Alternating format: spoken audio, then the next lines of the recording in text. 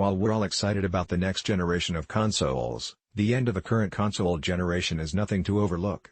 Often, this period is when developers unlock its full potential, wringing out every possible bit of power they can.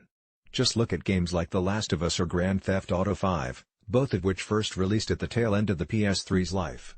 This generation's last hurrah might have impressive-looking games like Death Stranding, but Infinity Ward wants to make its mark with Call of Duty, Modern Warfare, using groundbreaking technology and all new techniques that will set a benchmark for future game development.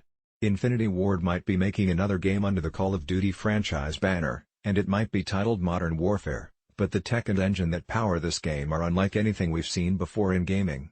We were invited to Infinity Ward to sit down with the developers, get a good long look at how next-generation quality technology will power a complete reinvention of Call of Duty, and how they are doing it on this generation of consoles. How real can we make it?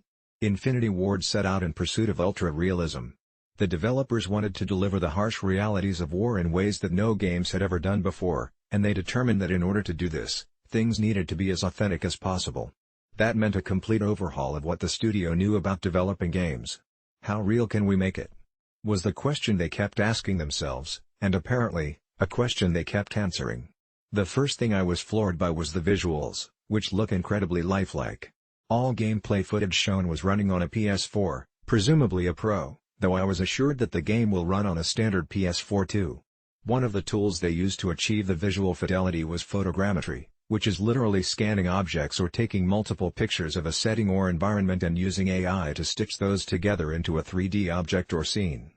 Photogrammetry isn't exactly a new technique, but Infinity Ward pioneered some of its own unique methods for implementation, including using it as an additive to complement the game design.